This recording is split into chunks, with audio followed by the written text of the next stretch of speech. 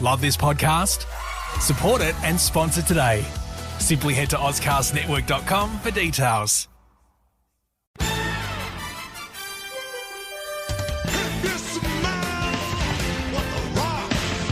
Every time I start talking about boxing, a white man got full rockin' Marciano out there. It's about how hard you can get hit and keep moving forward. Oh, this hard goddamn work being this good. One more again, see what I take on your front set, I swear. You ain't my daddy, are you? There's gonna be consequences and repercussions. What time is it? Game time proof.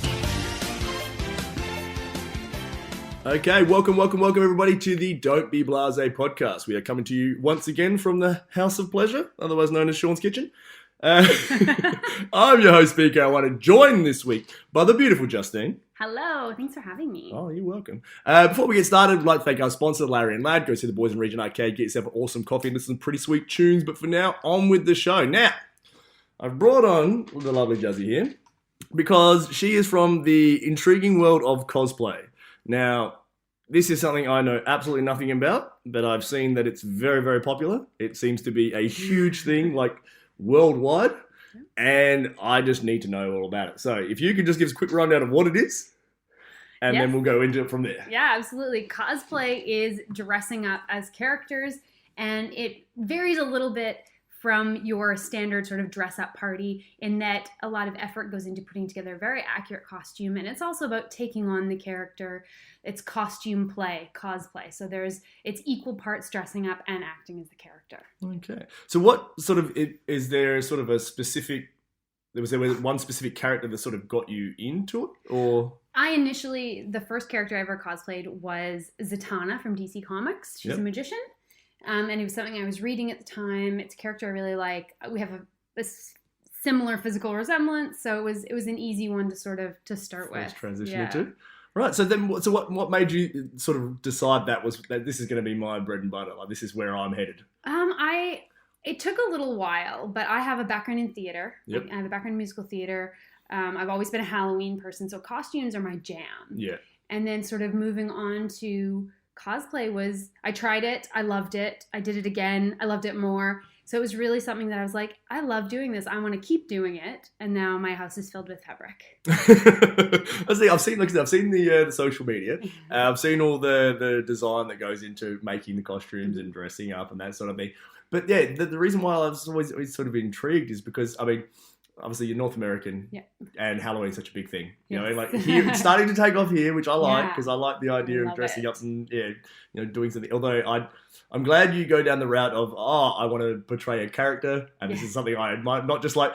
How can I turn this occupation to some sort of slutty outfit by putting a little bit of blood on it? Sexy ophthalmologist. Just put some blood on your lip, you'll be fine. Yeah.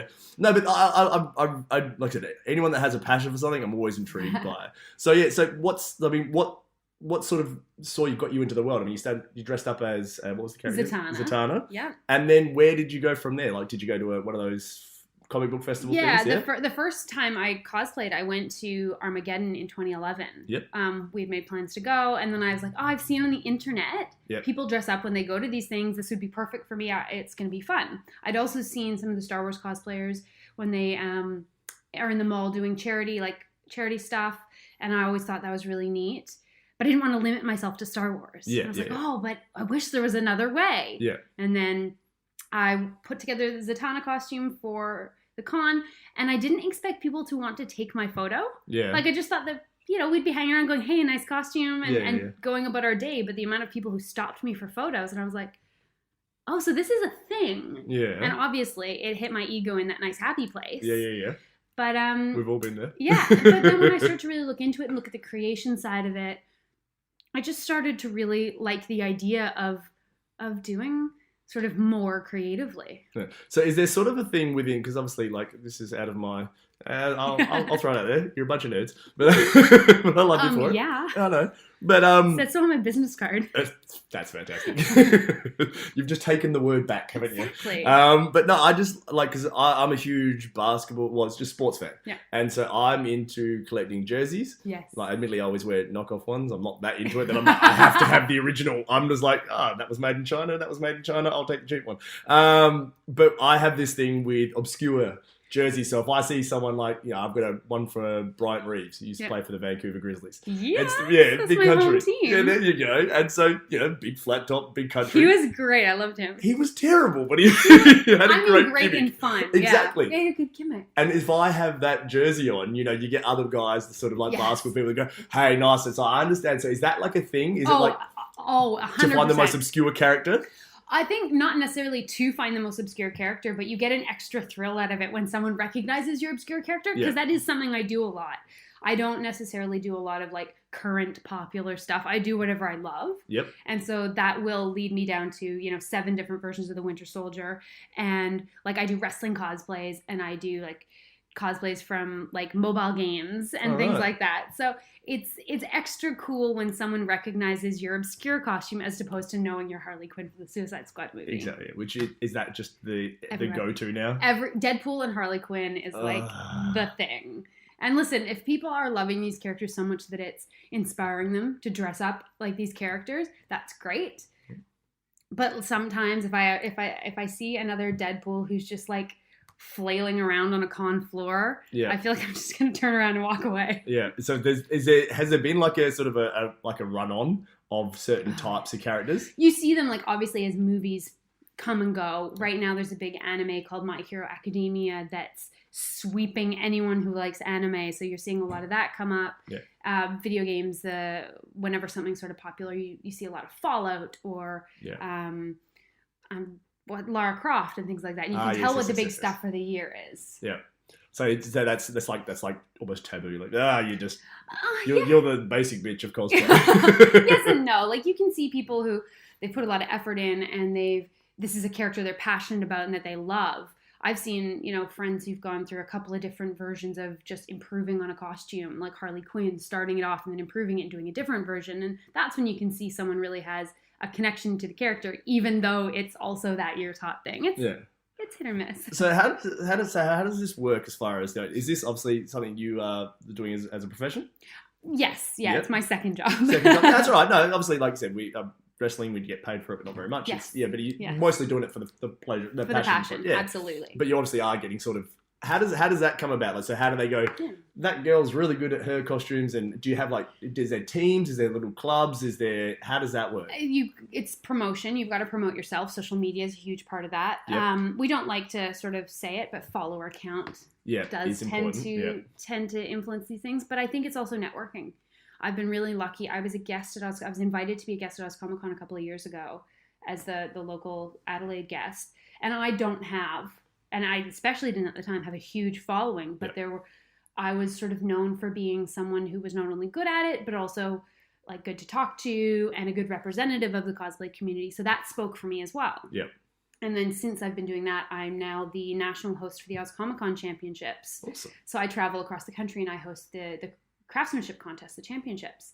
And that was based on doing a good job and being good at people. Like that is something that I'm good at and that I like doing is talking to people at events. So and you're very easy on the eye too, darling. As I get the stink eye from your husband in the kitchen. Doesn't hurt. Well, listen, I'm on the internet. He's heard it. Yeah. Now, so is there any sort of part of the whole community that you don't like? I mean, obviously you see the basic stuff and you people that are sort of half toe in the water. It does sully it a little bit. I mean, we get the same with wrestling, people that don't take it seriously. But is there because I've seen.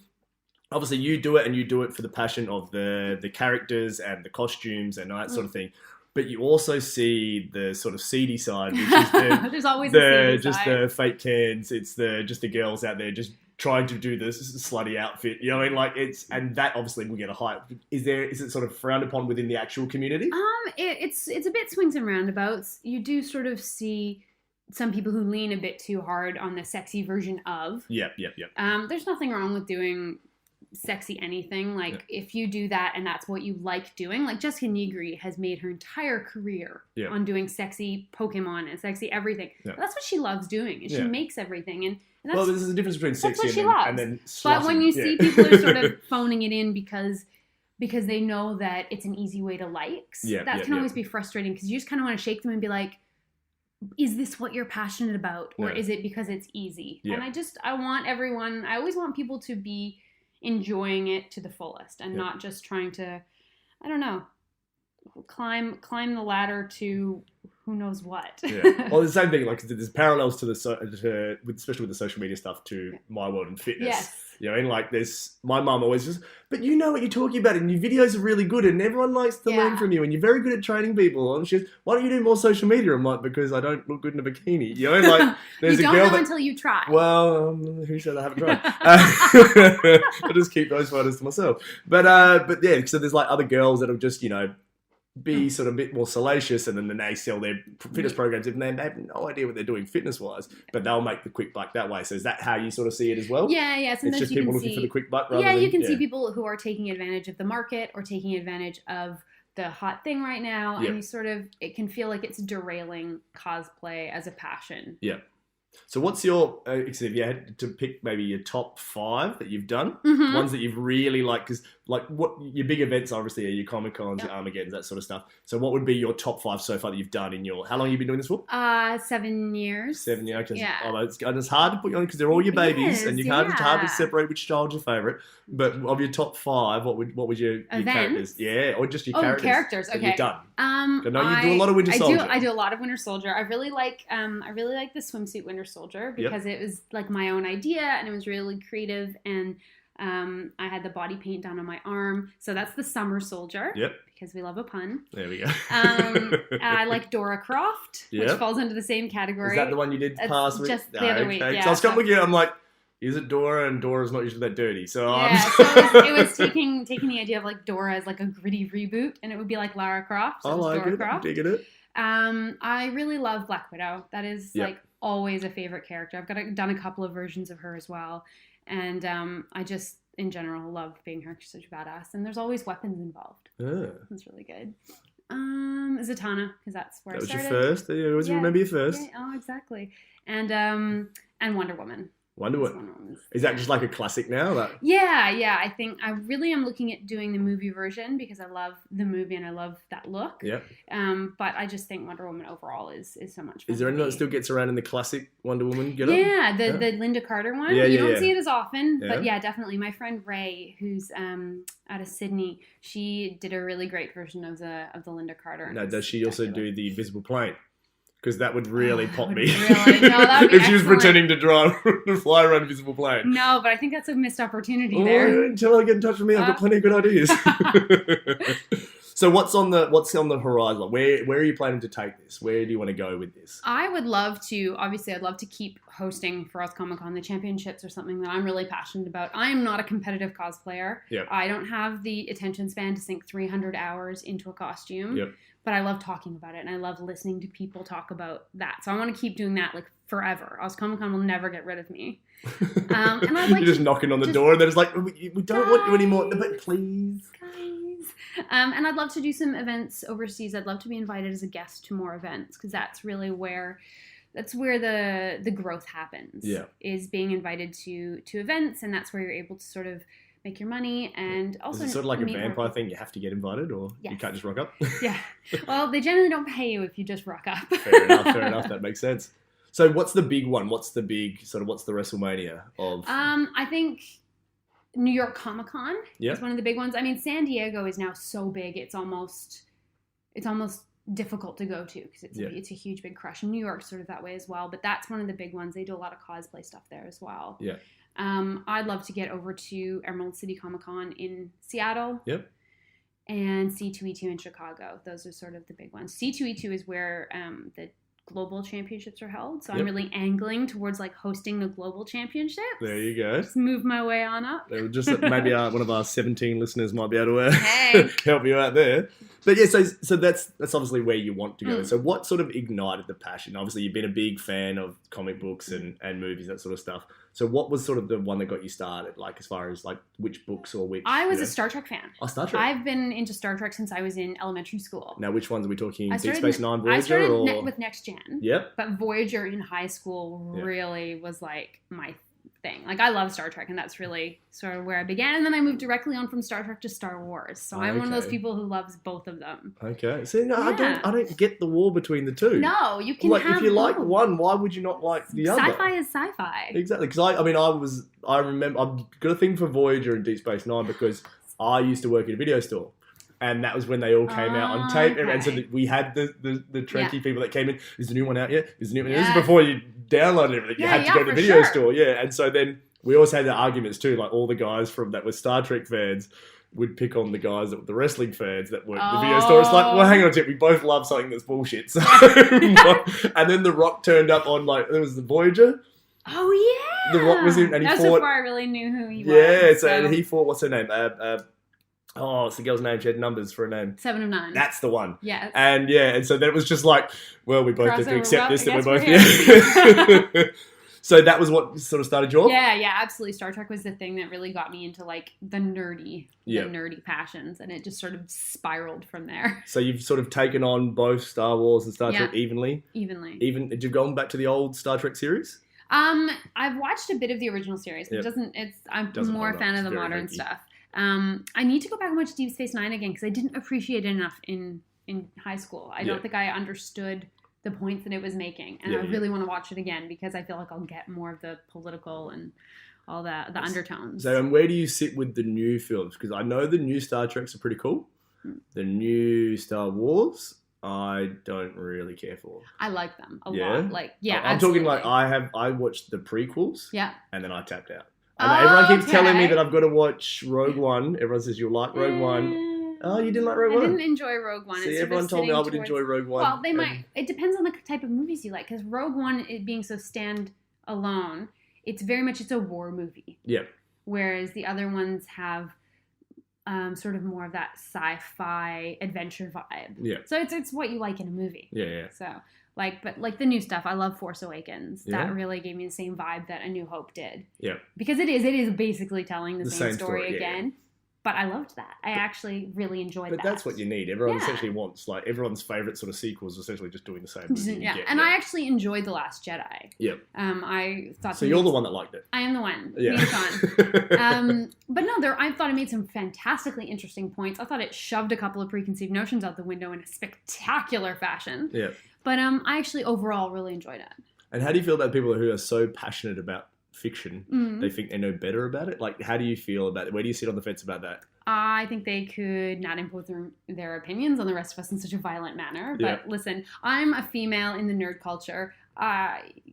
You get used to people gatekeeping you, and like you have to prove 25 things about Batman before you can walk around in a Batgirl costume. Yeah. And like I just think that's bull and it's ridiculous. So that's fair. Yeah. I had to fight the temptation to troll one guy once because I saw it was like because it was about how the new Star Wars had a black character and a female lead, and everyone was just like, "Rah!" And then some guy wrote, "Me and my friend have written like write plot lines for this every day, and they're 10 times better than the ones that came out in the movie." And I really wanted to jump down his throat, so I just quoted, "Oh, me and my friend right there," and I just put down a little happy face next to it. I'm just like, "Oh, mate, like please, like don't take it so seriously." Yeah, I think a lot of people are feeling very uncomfortable with the fact that everything isn't directed towards them anymore, and I don't think they know what to do with that feeling, and so it is kind of coming outwards to everybody. I think there's too much of, it was better back in my day, and the good old days. It's like, and like people talking about like the good old days like 15 years ago. I'm like, mate. It's the same thing. So where did you go from there? So obviously you've gone through sci-fi, through thing, and then what? I was really big into...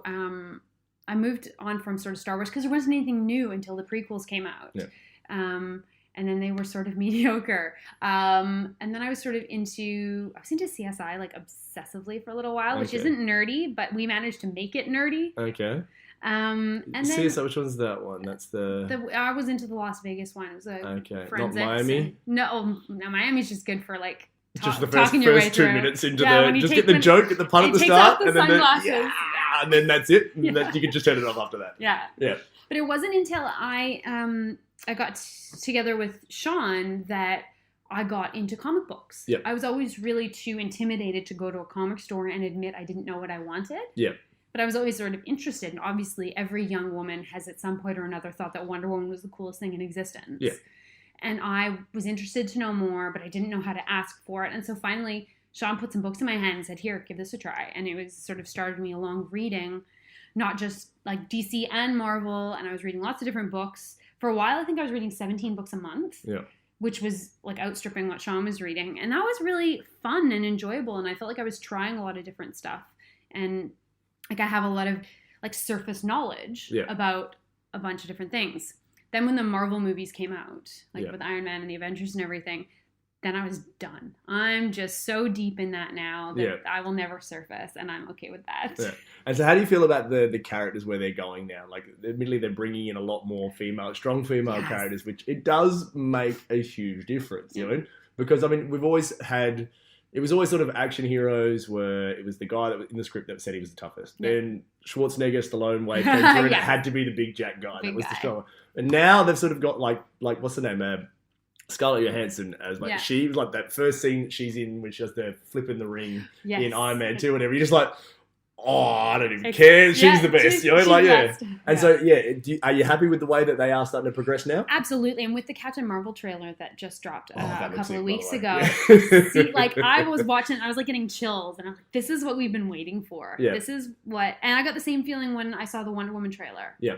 And just like, we're allowed to exist in our own stories now, and seeing that on screen, and watching kids as well respond to that. When I did Rey from The Force Awakens a couple of years ago for a convention, and I saw so many girls dressed up as her. Yeah. And it was incredible. It was to see how young women are responding to these properties now.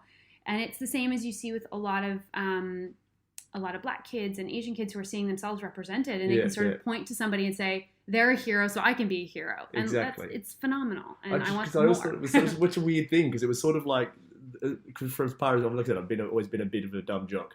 And so the whole nerd culture thing, then I always thought it was so weird that, like, you guys have this thing because you feel like you're outcast from that side of society. But then within that community, you go, well, we don't want girls in here either. It's like, what the fuck? You know? I've never understood marginalized communities in any sphere. Yeah.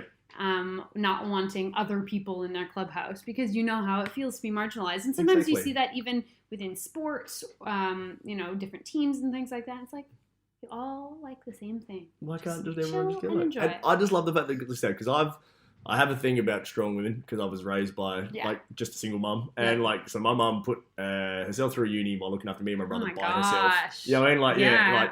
And so then I can't handle weak women. So when you always see these movies, it's always the damsel in distress, that sort of stuff. And because I have this thing, to bring it back to sports, I love Serena Williams. Always have had. Oh my gosh. And my friends always gave me shit about it. It's like, I'm like, how do you not see the beauty in everything she does? Yes, you know? Like, absolutely. She doesn't look what you think should be beautiful. But to me, she's strong, she's beautiful, she's amazing at what she does. How do you not appreciate that? So it's good that this is starting to come through. I'm really happy with this sort of culture. And the dialogue being there as well. People saying what it means to them in addition to just, I like it. Yeah. And I think we're opening up those dialogues, and people are sort of seeing why things are important. Yeah. I think that's half the battle right there. That's good. And I'm glad that you said you're bringing in the positive sort of characters into the cosplay stuff, and like I said, not going down that route of just making it trashy. I think it's something that's really important for me. And I do have friends who prefer to cosplay on the sexy side of things. But for me, it's always been really important that I can have kids follow my social media. I've got a couple of friends who their kids follow me on social media. Yeah. And, I want kids to come up to me at conventions. I want to have still that accessible. I want to be accessible, and I want cosplay to be accessible. And I think that's always been something that's been really important to me. Well, that's good. Now, this is something that's been brought to my attention, which is just quickly shift gears. Tell me more about being a pop star back in Canada. Oh my God. You thought I'd almost forgotten about it, but Rain Man doesn't forget anything. No. So, obviously, this is where the stardom started. So, tell me, give me the rundown, how it began, what happened, how it went, and can we find the music anywhere? Maybe. I was in an all-girl pop group in Canada in the early 2000s. Yep. So, what was it called? G-Force. G-Force. Yeah, it was great. I'm not laughing I'm laughing with you. It's fine. Listen, I spent a lot of time after I got out of the band being embarrassed about it. Yeah. And now I've sort of crested over that, and I'm at it was actually kind of cool part, so I don't mind talking about it. But it was very much the early 2000s. Like, we had shiny costumes and like really tall platform boots, and it was like really like cheerful sort of synthesized pop music. But we always really stood proudly on the fact that we could sing really well. Yeah, yeah. And what we love to pull out when people were like, "Oh, you're a girl group." Yeah. And we could pull out 4-part harmony in Oh, person. nice. Yeah. And so that was a lot of fun. We did an indie week. We were invited to be part of an indie week showcase in Toronto, just before I finished up with the group. And we got there, and it was like what you think of for an indie week. So it was all bands. Oh, right. And us. All right. 4 reasonably attractive young women. And people were like, "Oh, so which band are you here with?" We're like, we are a band, a bitch. band. It's like, we're playing tomorrow night. Come see us. We're amazing. So it was a lot of fun. We went down to LA. We drove down to LA from Vancouver, which took like 24 hours, to try to find representation. Good scenic drive, though. It was pretty good. Yeah. To try to get representation, meet some managers. We didn't have a lot of luck in that respect, but we met a lot of really interesting people. We ended up on Jay Leno. There you go. Which was really cool. Just for like a couple of minutes, but that was amazing. And I have a photo of us with him. That's awesome. Yeah, it's really cool. And so it's just, it didn't last very long. I think we were together 2 or 3 years. Yeah. But it feels like we packed a lot. When I go back and look at photos or I think about what we did, I'm like, we managed to pack a lot into a couple of years. And so it was like constant touring and... Not really constant touring, constant just practicing and promoting. And like this was before social media. Yeah. This was before... When you really had to hustle. Yeah, and when you had to hustle in person. Yeah. You had to show up and make people look at you rather than being able to post. I mean, I would love to be doing music work nowadays because while you're still competing in a very large pool, if you're able to find that special thing about you, you can get yourself in front of more eyeballs. Whereas before we were literally mailing people tapes, like CDs. Yeah. So yeah, it's And what was the hit single? What did we have? Because I'm going to post it on the Facebook. Oh, what did we have? We had Mesmerize and I actually, one of the videos exists. Oh, there's YouTube as well? There's a video. Oh. And again, this was everything we did was pre-YouTube. Yeah. But one of my friends was in film school at the time. Okay. And they chose as their project to do a music video for us. That was their end of year project. So one of the guys who must have been involved in the project put it up on YouTube. I'm not kidding. Only a couple of months, maybe a year ago. Okay. So what did I do? Yeah, it was Melbourne last year. And long story short, my friend Megan managed to dig it out of the internet. She was like, "I'll find this. If it exists, I will find it." And she, 6 hours later, after she said that, she emailed me this link. She's like, "I found it." I was like, "You're dead to me." No. Is there some good choreography, like early 2000s choreography? It's so bad because we were doing it ourselves. We did so much of it ourselves, especially in that was sort of the really early days of the band. So it was. Yes. And the last question about the band. Yeah. So who were you? The Justin? Were you the JC? Which one were you? I was the baby for a while. Yep. I was the youngest in the group, and I was also the tallest. Okay. They used to make me take my shoes off when we had to do crosses. Yeah. Because one of the girls was 5'3", and right. I had to. There's some behind the scenes footage of us filming a music video where they I had to take my shoes off so they could go across all of us evenly. You're in flat shoes. The story of my life. We used to call me Goth Spice. Goth Spice. I was the only one with dark hair. I was the tallest. I'm super pale. Yeah. And I was the baby. I was Goth Spice. So. I think that's awesome. Yeah, it's great. I'm telling you, I'm as soon as we stop this, I am searching this out. This is going to be fantastic. I'll find it for you. So is there any sort of party words you want to leave anything with? Like anyone, fill people in on what cosplay is, what's coming up, what they can look forward to? PAX is coming up here in Australia at the end of October, and then we'll have Supernova here in Adelaide. So we got wrestling cosplays coming up again for Supernova, my squad. It started out with just me doing wrestling cosplays. Yep. And then Megan joined me. Yep. And then we managed to get in other people. So I think we have 5 people in our squad this year. So who do you actually? That's an intrigue. Who's your favorite wrestling cosplay to do? Oh, because you did Joey. I did Joey Ryan. Yeah, because I love Joey Ryan. So good. I love that gimmick. And when I saw you in that outfit, I was like, that is so good. Yeah. So we came up with it's the Queen of Boob style. Yeah. And yeah, it led to possibly the coolest wrestling moment I've ever had in my life. I am currently 1-0 against Hangman Adam Page. There you go. Because he thought it'd be a good idea to challenge me in Joey Ryan's place. There you go. But alas. Yeah. 1-0. 1-0. Not many people can say that. Yeah, exactly. So that's and so just give you the social media as a quick plug. Yeah. So you can find me on Twitter, Instagram, and Facebook at Jussie Cosplay. Yeah. Do you want to spell that one out? Yeah, JUSZCOSPLAY. There you go. Well, thanks for coming on this week. Thank you so much for Definitely having have to me. get when we find out more, or when we find the videos and sort of stuff. If you have any gigs coming up with the Oh my G-Force, if there's God. if you have a big 10th anniversary, 20th anniversary gig, let us know. We'll all be there. We're very excited. But thank you so much for coming on. Thank you. So that's going to be us for this week. So for Speak Arrow, say goodbye. For Justine, Thank you. we'll speak to you next week. Peace. Love this podcast? Support it and sponsor today. Simply head to AuscastNetwork.com for details.